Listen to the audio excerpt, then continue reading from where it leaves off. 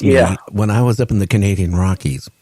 And that's the type of scream I heard. But unfortunately, where I was at, there was like a side of a mountain. So it was really echoing. But, I mean, that's the exact same type of scream it made, what I heard. And you can't forget it once you hear it. I mean, I've tried, once believe you me. hear it, I mean, you know, he did that. Then I learned not to mess with him like that anymore. And then gradually, some came over it, some came over. Well, there was one point that I would go out there every day, and I noticed I started going out there every morning. I was going out there at lunchtime. I was going out there at night, and the next thing I know, I'm losing weight. I was 350 pounds in 2015. I had dropped 70 pounds in 6 months. And I did this because of the desire to get out there and film them. And so something was happening to me, not only making me healthier and making me more stable, but I was losing weight in the process and got down to like, I'm still to the same size. I mean, I was 350 and now I'm like 270, and I stayed that size. I'm not gaining or losing anymore. And to me, for somebody who's been told their knees were gone, and your life was going to be spent home, not driving, and taking pills. I couldn't live like that. And all of a sudden, I'm out there doing that, and I'm out there doing that, and my health starts getting better. I mean, don't get me wrong, my knees are still shot, but I still got the desire to get out there every day and do that with them, you know. But to go back to after I heard that roar, you know, it was, I don't know how many weeks ago it would happen after that, but there was a group of them up the street, and they were in the woods a little bit further up. And I go up there and I discover them. I start filming them, and all of a sudden this orb comes in front of my screen and tries to block it. The whole time I'm trying to get them on video, I'm hearing from the woods across the road, I'm hearing, hey, hey, hey, and they don't want me filming these things or whatever they were. They were some nasty-looking things. I mean, these didn't look like the Sasquatch I had been seeing. These looked like something else. And whatever it was, it scared, whatever it was, the next thing I know, there was a female in my backyard a few days later guarding my woods. But I mean, I would say 6, 7 foot, naked female standing at the front of my woods, guarding my woods every night. And I start seeing them in the woods, you know. But at this point, I've only been allowed to see that one giant. I've only been allowed to see this female. You know, they wouldn't trust me enough to let me see them all. And shoot, once that happened, and you could see they had a definite fear of whatever them things were. Them things probably would have came down and killed me, and I believe they knew it, and that's why they were guarding my woods. Now, I got to ask you a question, Wayne. Now, where is at? Is there residential people around there, you know, houses and stuff like that, or you're way out in the woods? Well, at this point, you know, I was living. It was out in the it was out in the country, but there was like one house beside of me. But these were elderly people. They stayed in their houses. They didn't look out to see what's going on. But the other side of me and behind me was just woods, and that's where all of them were. They weren't on the side where the lady lived beside of me. They were on the other side of the woods. And I think too the loggers came in and cut all the trees down, and that's when I started noticing them. I couldn't see them real good till they cut all the trees down out there. But you know, to go back, like I said, a few days later, you see that, and that was crazy enough. You could look out the window and you could see them, but you open the door up, they'd be gone. So I got fed up with it one night. Went to Walmart, bought me this high-powered flashlight, went down in those woods to see where they were going every time I opened up the door, and I found them. And it broke my heart. They were all down there behind a tree hiding, and they looked scared to death. And right then and there, when I saw that with my own two eyes, I had a whole new kind of love for them, and did not want to. I felt so horrible for doing that. And after that, it was like a kinship with them after that. And Well, it wasn't long after that, the female was gone. The big giant that I had saw across the road now staying in my woods, and he appears, and right when he appears, I get a astro vision or a mind speak from him and telling me who he is and where he's from. But he couldn't come in my woods until he told me that. And that's what he said. And here's the amazing part. When he comes to me and tells me, he says, we walk in between dimensions. We walk with the ghosts. The only difference between us and the ghost is we can come out and they can't. And that explains a lot, because everybody wonders how they can just disappear. If you tracking one of them and they just disappear. I mean, Wayne, there's a lot of, speculation, like portals where they go in and out of portals, or they go in from, in and out of time phases. Up in the West Coast here where I'm at, there's a lot of sightings of Bigfoot, and a lot of, people like Ron Moorhead, who's very famous for getting sounds of, Bigfoot, talking and screaming and banging on trees. I have heard that, the banging on the trees. That is kind of scary. The thing I disagree with anybody is the ones that tell you need to go out there and bang on the trees and knock on the trees. You don't have to do that. I can just walk out in the woods, and if they want to get my attention, they will knock on those trees. They'll knock on them without even you knocking back. You don't have to go out there and beat on the tree. And I've noticed too, because I live with them in my woods, a lot of times everybody goes out there and looks for them at night. Problem is, most of them are asleep. And when you're out there beating on stuff at nighttime and hollering at them, you're going to make them mad. and usually it's a scout that you run into, because all the what I call elder Sasquatch would be asleep.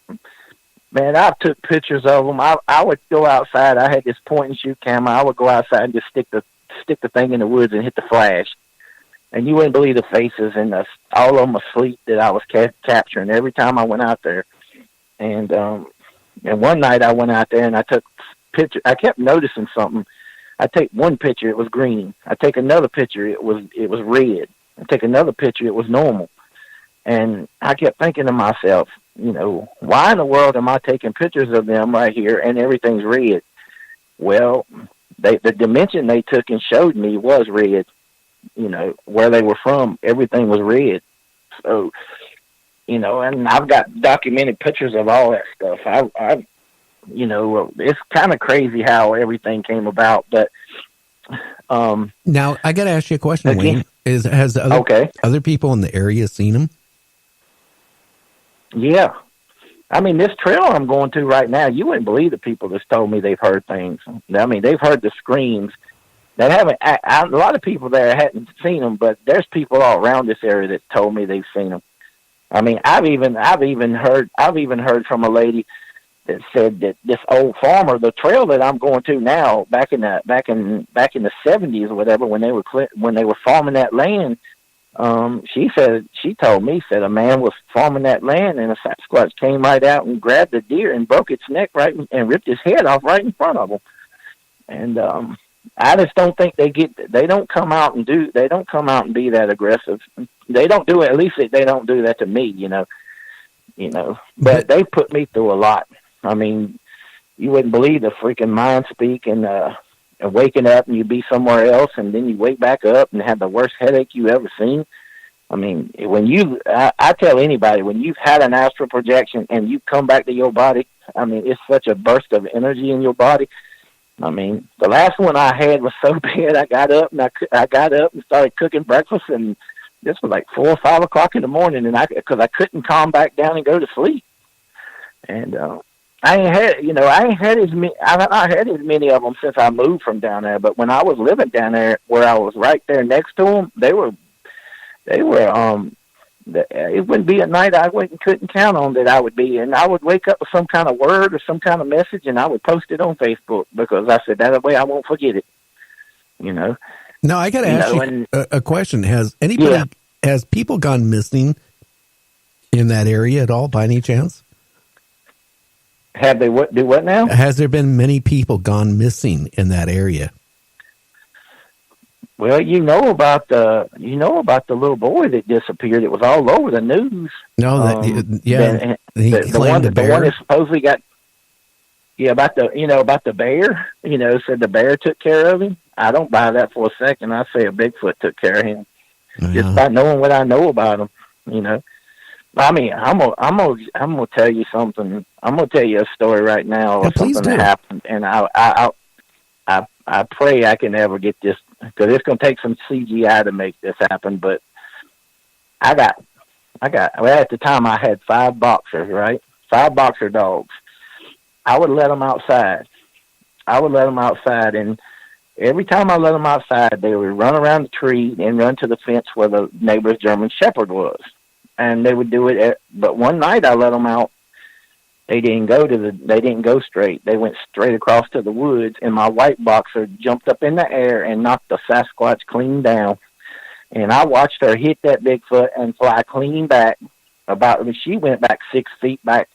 She went 6 feet back, and then they all scurried back over there to where he was, but he got away by then. But I seen him scoot away, but all I could think of was me and these dogs are going to be killed right now. And so I got the dogs back in. I went back out there, and he was gone, but the imprint of where he fell and the smell from it was there. And what's funny about this story is, the poor dog was sore for about a week after she hit him, and I would say maybe a few days later, she's going into the woods back in there where we think he was staying.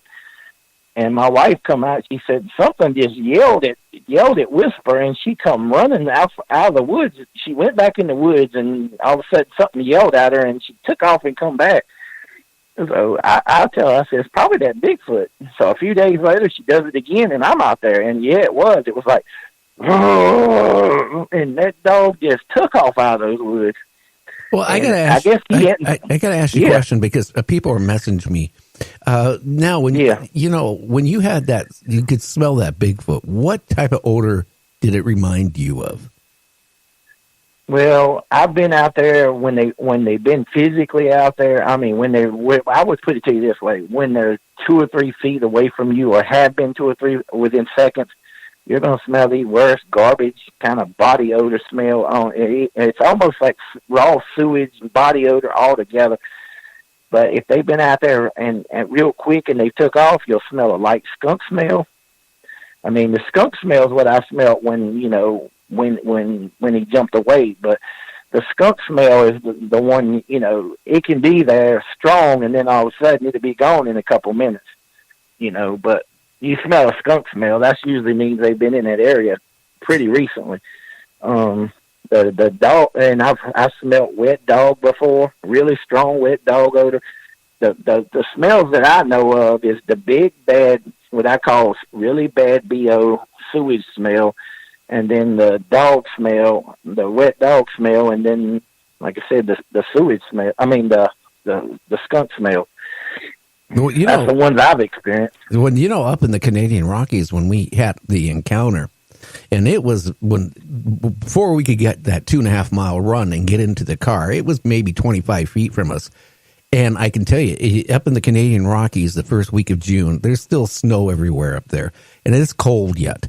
And I can tell you that the smell of it was so pungent. It smelled like a combination of feces, urine, and whatever it was. So bad, it was burning my throat.